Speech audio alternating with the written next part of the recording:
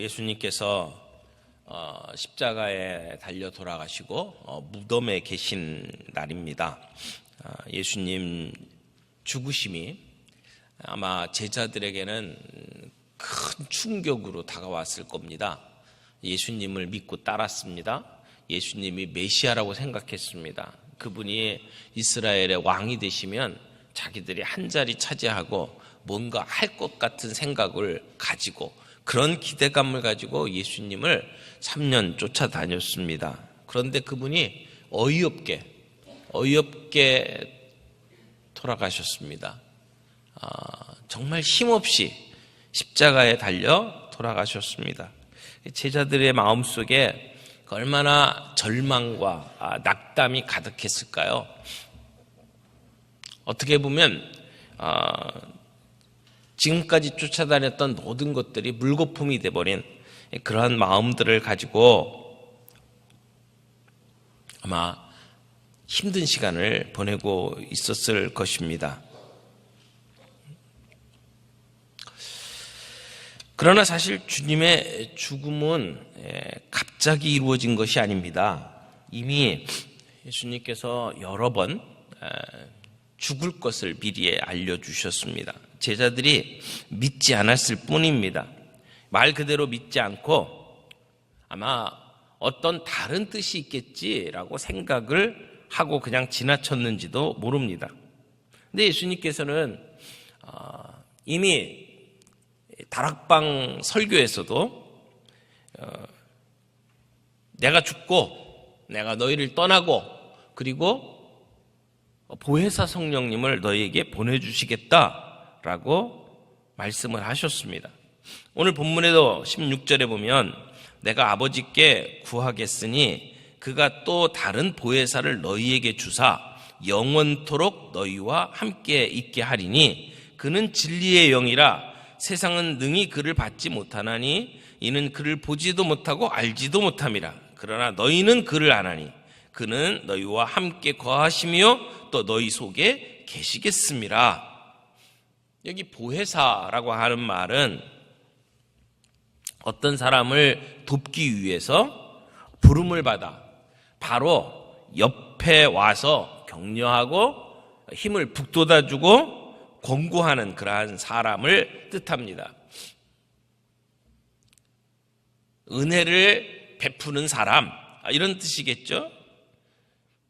근데 여기 보면 다른 보혜사라고 그랬어요. 또 다른 보혜사. 그러면 뭔가 보혜사가 있고 또 다른 보혜사가 있다는 얘기잖아요. 그러면 보혜사가 둘입니다. 한 분의 보혜사는 바로 이 말씀을 하고 계시는 예수님이죠. 예수님이 우리 곁에 오셔서 우리와 함께 계시고 우리를 위로하시고 우리에게 은혜를 베푸시는 분이에요. 그 예수님이 또 다른 보혜사를 보내겠다라고 말씀을 하십니다. 예수님은 부활하시고 하늘로 올라가셨지만 이 땅에는 또 다른 보혜사인 성령님을 보내주셔서 우리를 보호하시고 위로하시고 격려하시고 도와주시도록 하신다는 것입니다. 예수님께서는 예수님과 동일한 보혜사로서 동일한 인격을 가지고 동일한 목적을 가지고 예수님의 이름을 대신해서 우리 가운데 임재하시는 분입니다.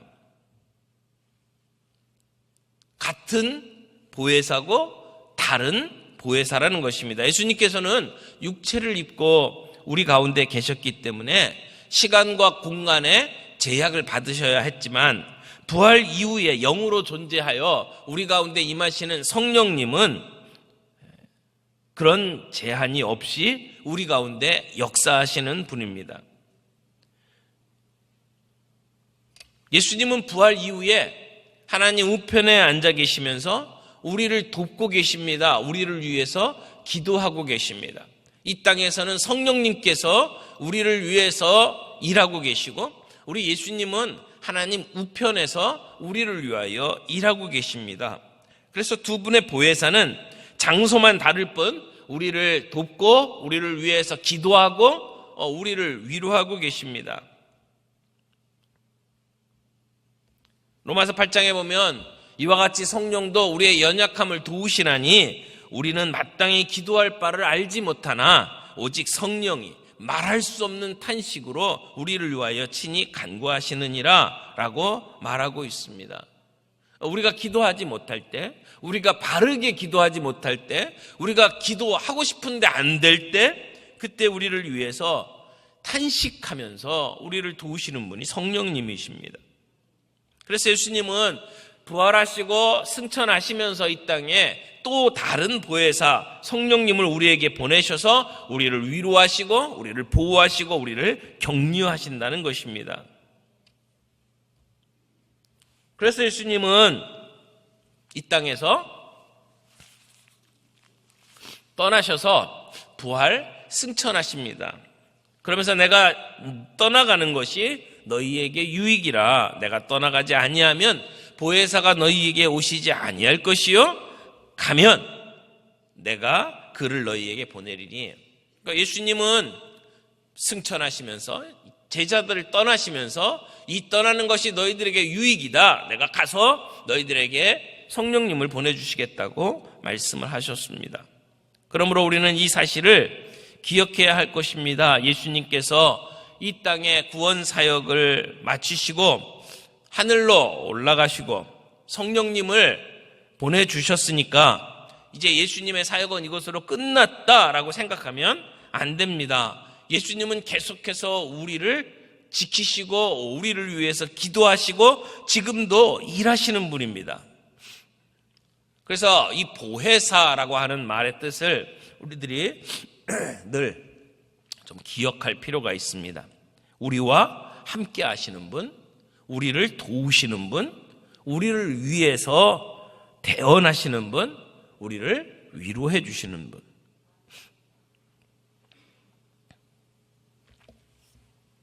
그런데 이 성령님을 우리에게 보내시면서 우리에게 그렇게 우리를 인도하고 우리를 위로하고 우리를 보호하시도록 만들면서 오늘 18절에 보면 이런 표현을 하십니다. 내가 너희를 고와 같이 버려두지 아니하리라. 주님은 우리를 고아와 같이 버려두지 아니하시겠다고 말씀을 하십니다. 우리는 영적 고아가 아닙니다. 지난번에도 에베소서 설교를 하다가 고아에 관한 말씀을 드린 적이 있죠. 어떤 분이 자기가 섬기던 그 고아원에 한 200명 정도의 아이들이 함께 생활을 하는데 그 아이들이 한밤중에 우는 아이가 없다고, 전혀 우는 아이들이 없다고. 왜냐하면 자기가 울음소리를 내도 돌아와서 자기를 돌봐줄 사람이 아무도 없다는 것을 그 아이들은 알고 있기 때문이라는 것입니다. 그래서 고아들 출신으로 이렇게 자라나신 분들 마음속에 늘 그런 두려움들이 많이 있었던 것 같아요. 그리고 내가 적극적으로 움직이기보다는 수동적으로 움직이는 그러한 경향들이 있죠. 또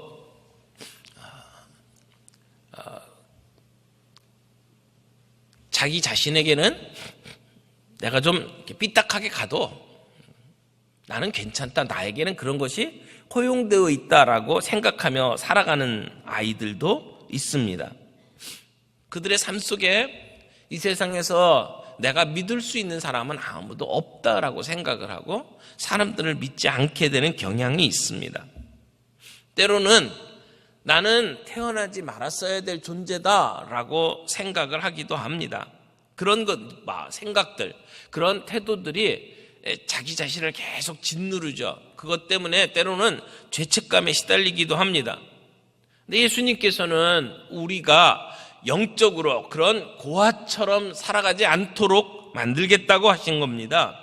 예수님께서는 내가 가지만 부모 자식 없는 고아처럼 너희들이 살아가는 것이 아니라 성령님을 보내셔서 너희들을 돌봐주시겠다라고 말씀을 하시는 것이죠. 우리는 고아가 아닙니다.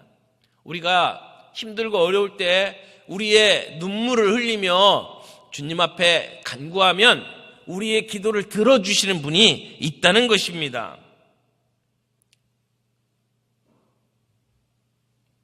주님은 내 이름으로 무엇이든지 구하면, 내 이름으로 무엇이든지 구하면 내가 시행하리라.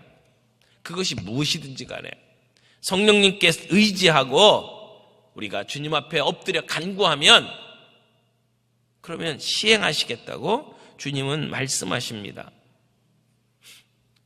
그 성령님이 오늘 우리와 함께 하십니다. 우리의 삶 속에 늘 동행하십니다. 우리가 영적으로 둔할 때는 성령님이 우리와 함께 하시는 것을 우리가 놓칠 수도 있습니다. 그러나 내가 놓치고 있다고, 내가 의식하지 않고 있다고 성령님이 우리를 떠난 것은 아닙니다. 성령님은 우리와 늘 함께 하십니다. 미국의 한 중년 부부가 살았는데 그 부인이 언제부턴가 시력이 나빠지기 시작을 했어요. 글씨를 못 볼 정도로 큰 글씨도 잘 읽지 못하게 되었습니다. 근데 출근하는 것이 너무 힘들어서 남편이 아내를 데리고 출퇴근을 시켜 주었습니다. 그런데 어느 날 남편이 아내에게 이렇게 이야기를 합니다. 여보, 이제 당신 혼자서 출근을 좀 해봐요. 이렇게 말을 했답니다. 아내는 무척 낙담이 되었습니다. 아니, 세상에 이럴 수가 있나? 우리 남편이 이런 남자였어? 이런 생각에 참 서러웠답니다. 그래서 이제 혼자 출근을 합니다. 너무너무 힘들었습니다. 전봇대에 부딪힐 뻔도 하고 버스를 잘못 타기도 하고 힘든 그러한 시간들을 보냈습니다. 매일매일 출근하는 것이 투쟁의 연속이었습니다. 그렇게 2년이 지나갔습니다. 이제 익숙해졌어요. 그래서 버스도 지혜롭게 잘 타고 길도 잘 찾아가게 되었습니다. 그런데 어느 날 버스를 내리는데 버스 기사가 이렇게 말을 하더랍니다. 아주머니는 정말 행복하시겠어요.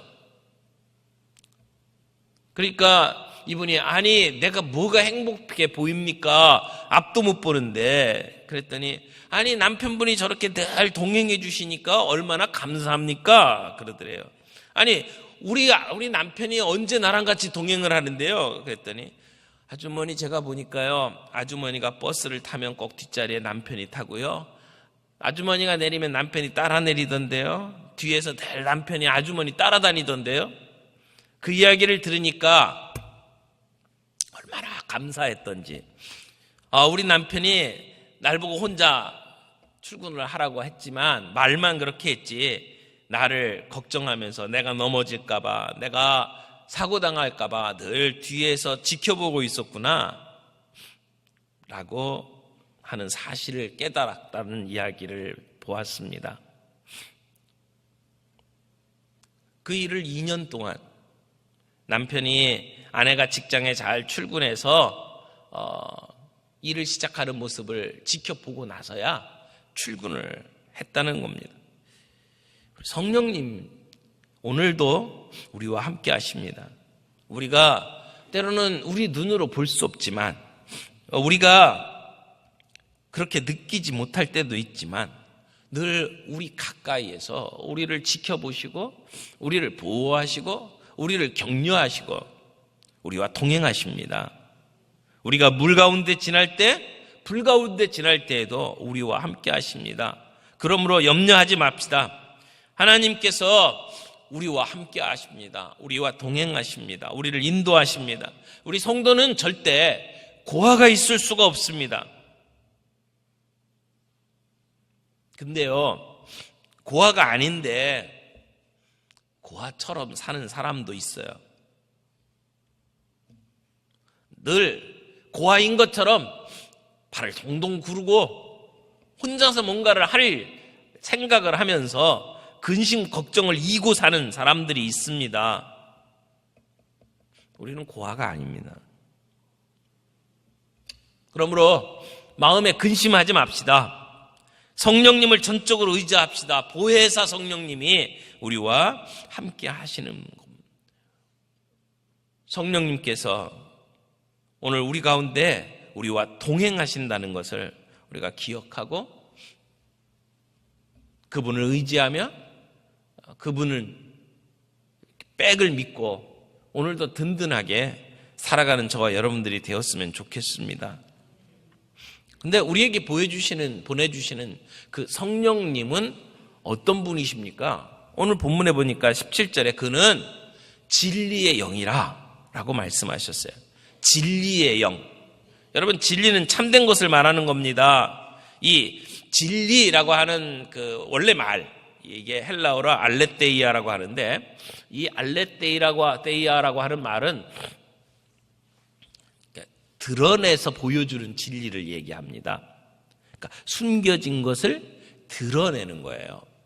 그러니까 숨겨진 걸 드러내는 걸 다른 말로 계시라고 이야기합니다.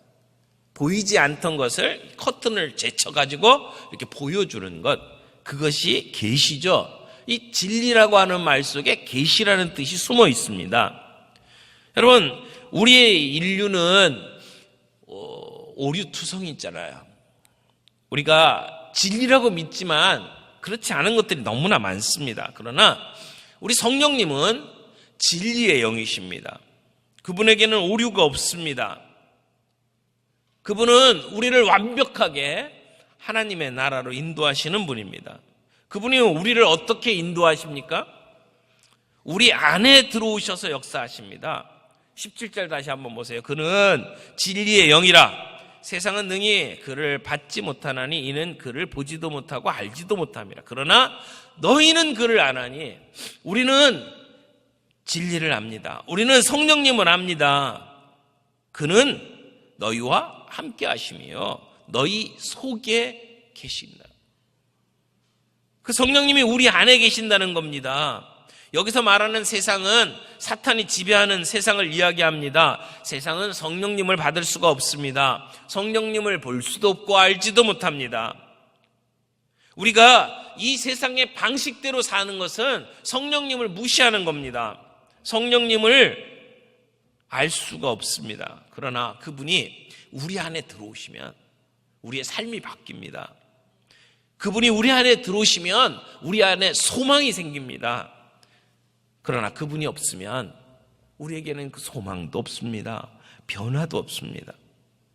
여러분, 우리가 성령을 모시고 사는 사람이라면 당연히 진리를 따라가야 합니다.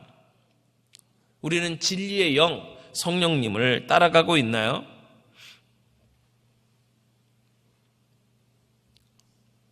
우리가 성령님과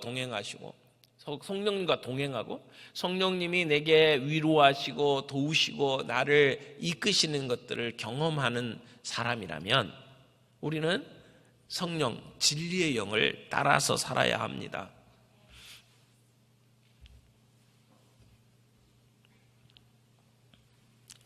진리의 영을 따라 산다는 것은 그냥 단순히 정직하게 산다, 뭔가를 알고 살아야 된다, 그런 의미가 아닙니다.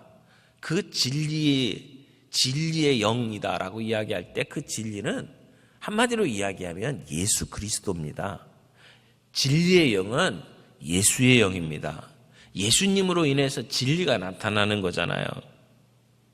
그러므로 우리는 그 진리의 영과 더불어 진리를 따라 살 때 결국은 예수님을 따라 사는 것을 이야기합니다. 그리고 진리의 영을 따라 산다는 이야기는 그 진리 앞에 순종하는 것을 의미합니다. 오늘 본문, 우리가 읽었던 본문의 맨 앞에 뭐라고 이야기를 합니까? 15절, 너희가 나를 사랑하면 나의 계명을 지키리라. 여러분, 사랑하면 지킵니다. 계명을 지키는 자는 주님을 사랑하는 자입니다. 21절에도 보니까 나의 계명을 지키는 자라야 나를 사랑하는 자네. 이게 왔다 갔다 해요. 사랑하는 사람은 진리를 지켜요. 진리를 지키는 사람은 주님을 사랑하는 사람이에요.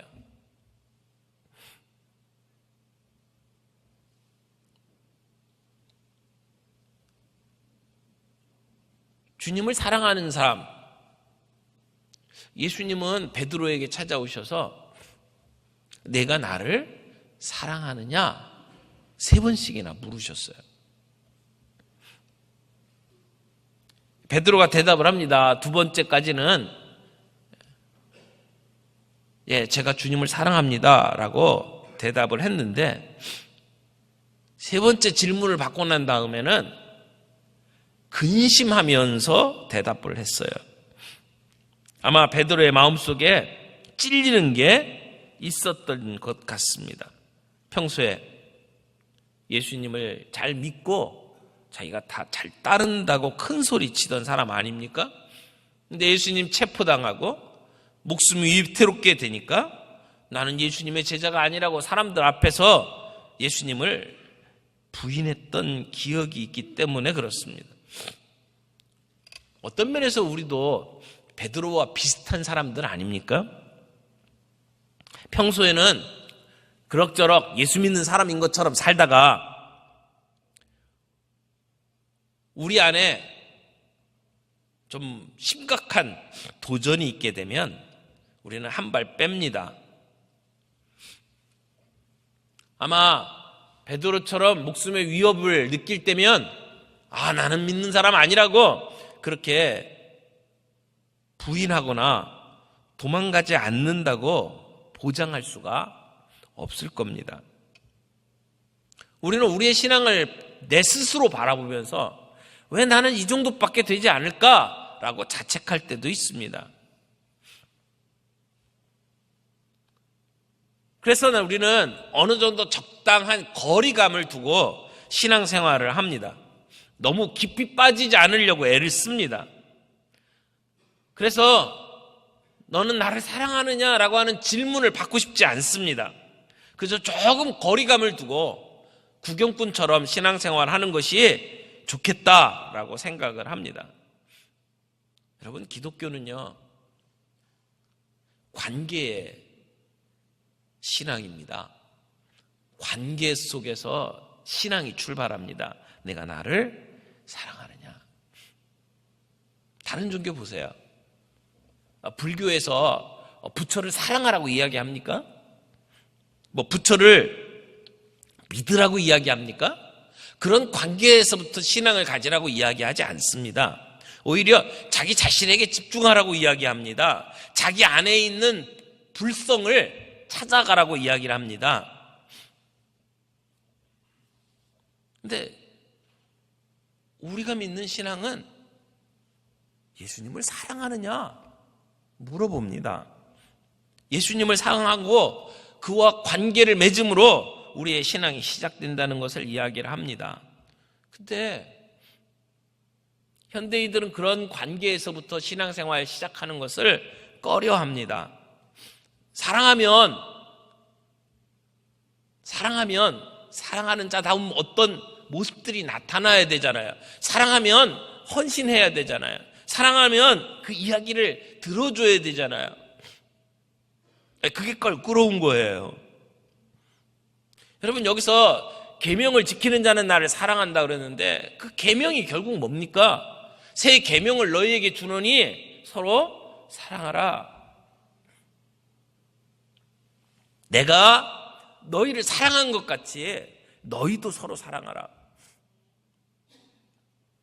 예수님이 십자가에서 우리를 위해서 자신을 내어주신 것 같이 너희는 서로 사랑하라는 겁니다.